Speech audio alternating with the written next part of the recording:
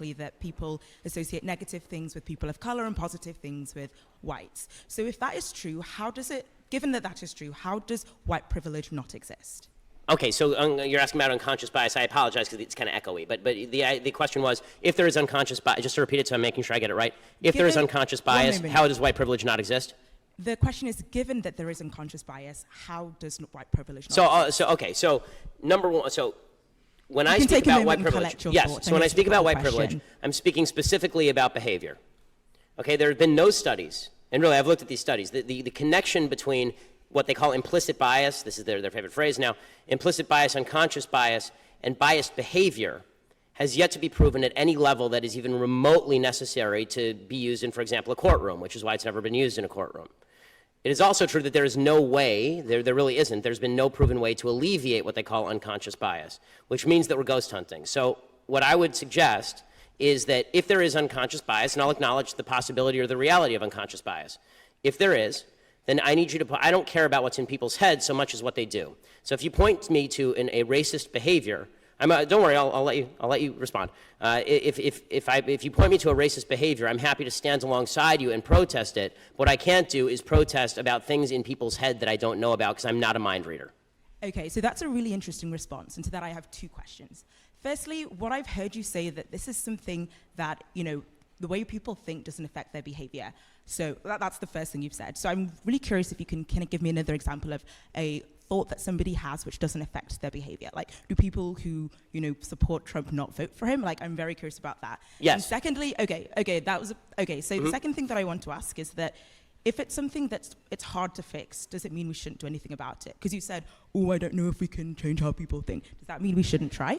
I mean, first of all, not a great impression. But beyond that, my voice isn't that low. But beyond that, as far as the first question, which is, do people have thoughts that don't manifest in behavior? Yes, all the time. For instance? For instance, every thought that you have about walking up here and strangling me right now.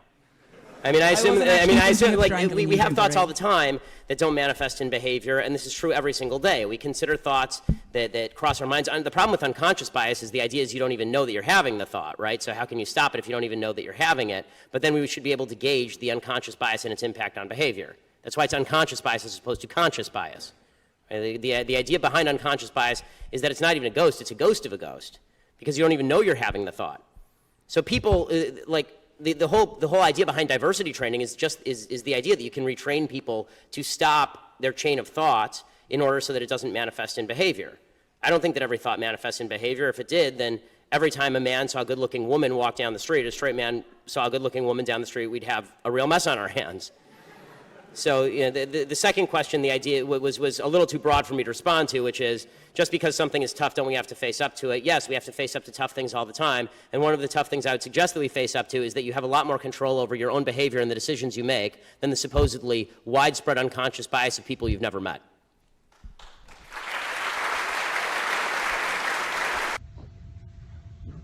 Are you a feminist?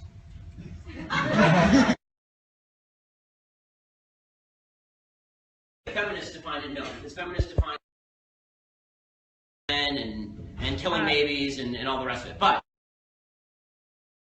in the social, political, and so that is the definition of feminist. Well, if you use that definition, does that include killing babies or no? That's a separate issue. Well, the definition you gave me is vague because you actually have to break down what those terms mean to you. Right, so I believe of course I believe women should vote. Of course I believe that women should be able to hold any job they want. I grew up in a house actually where my dad was at home and my mom worked. My wife is a doctor, right, and she took off a year to have our baby, so she's having it all, which is great. So, in that sense, I certainly consider myself a feminist. I believe that women should be able to make whatever life decisions they see fit. That doesn't mean all life decisions are equally good, but men should make decisions they see fit, and if those decisions are bad, live with them.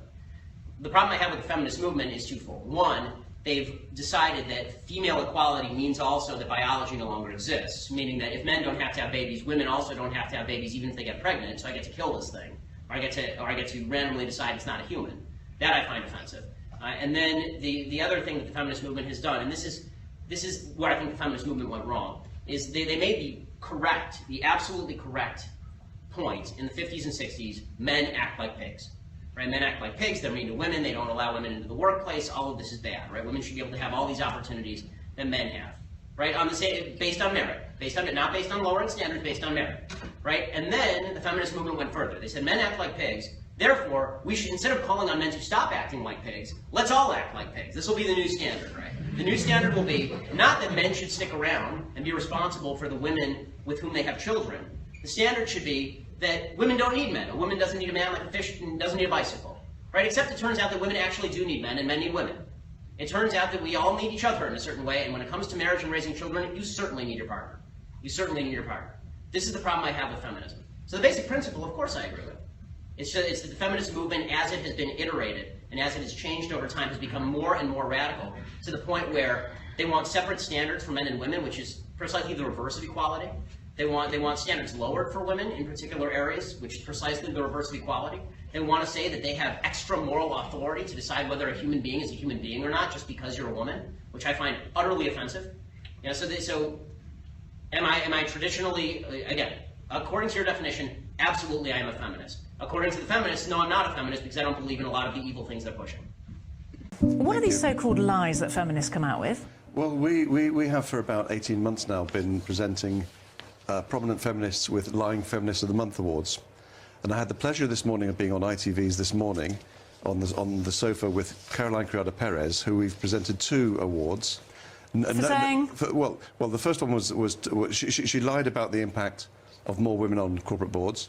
And by that you mean that this claim that women on corporate boards improve profits? You don't think that's true? Well, it's not that I don't think it is. All the evidence says that that is not so. Well, so we challenged her, and she has had no response. All the longitudinal studies that we're aware of show that women do not improve corporate financial performance. It's really clear. Well, that's interesting, because you'll pick your studies, and those that are in support of you will pick theirs that actually suggest profitability does increase. I'm sorry, Fran, it doesn't. Everything that they present studies which show correlation, and correlation is not causation. It's kind of statistics 101.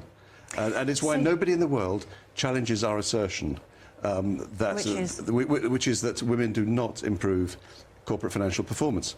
And we have been challenging people for 3 years on this. OK. Would you like to keep them out of the boardroom? Of course not. So what's your beef? No, sorry, Fran. That is a shaming tactic. The idea that I would want to keep women out of the boardroom. Why would you resort to a shaming tactic? Well, why would you bring up the fact that people are saying that women are an advantage in a boardroom when you're saying they're not? I mean... But they're not. But the facts say they're not. In fact, 5 longitudinal studies that I presented to inquiries of the House of Commons and House of Lords showed that show international studies show that when you increase the proportion of women on corporate boards, on average, corporate financial performance declines. It's really black and white. So, Mike, let's talk about your views and your policies without going into longitudinal studies. You believe that in a workplace, men work harder than women? It's not what I think, Fran. It goes back to a study or a report in 2000 by Dr. Catherine Hackim, a world-renowned sociologist. And she published a paper in 2000 called Preference Theory. And she found in Britain that 4 out of 7 men are work-centred, and work here being paid employment, and only 1 in 7 women is work-centred.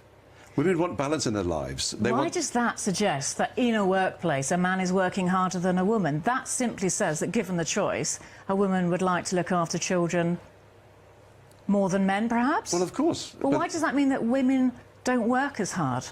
Well, if women want to spend more time with their children and with their families, as they do, compared to men, that will necessarily have an impact on their advancement in the workplace.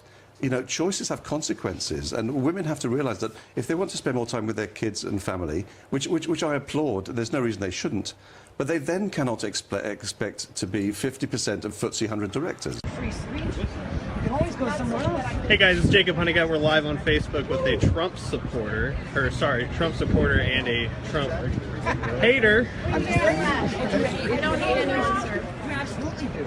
You're talking about hate. Why is what we think is hate? I'm not saying that I hate him. I am saying that he incites me. How? By saying that he hates Mexicans? He didn't say he hates Mexicans. When did he ever say that? He was going to build a wall to keep them out? Oh, that's right, because we don't belong in our, we don't have a right to defend our borders. You lock your doors at night? Well, why do you do that? You should open your doors at night. Because I want live to come in in the and city. sleep on your, I don't care. I would like to come into your house and sleep on your couch. Sir, I what would I'm like to trying get to some say... food out of your fridge. Can you please leave your door open Absolutely. tonight? You will? Absolutely. Will you give me your address so Just I can get some because- food? just I might be because you're hungry. voting for Trump I am does not mean unemployed. I am an that I will unemployed not veteran. hurt you. I would love some free food. Absolutely. I would love a place to sleep tonight. What would you like? I'll Just go give get me you your something. address. Right. I'm not giving you my address, sir. Why not? Because I But don't you can lock trust your you. I doors. don't know you. Well, then we don't know Mexicans that are coming across the border with drugs and stuff like that. So I'm not we can denying trust that. them. I'm not denying that. So you have no valid point whatsoever. What else has he preached about hate? When has he ever said I hate you? No? Nothing? Silence is good. I'm not going to argue with someone. It's not but arguing, I'm not it's going called to change debating. your So opinion. you have your ideas and I have I my am not ideas. going to change your In a opinion, free sir. society, I can spout off my ideas and then you come back I with am yours. not going to change your opinion, sir. Exactly. So I'm trying to figure out where he is, where it's hateful. What does he set the tape? I am not trying to change your opinion, sir. You're never going to. I'm just trying to figure out why you think it's I am hateful. not trying to change your opinion. Is that your go-to, Brian? That's just it? I am not trying to change your opinion. You That's are fine. entitled to I'm not believe trying in to what change you would like yours. to. You can be hateful.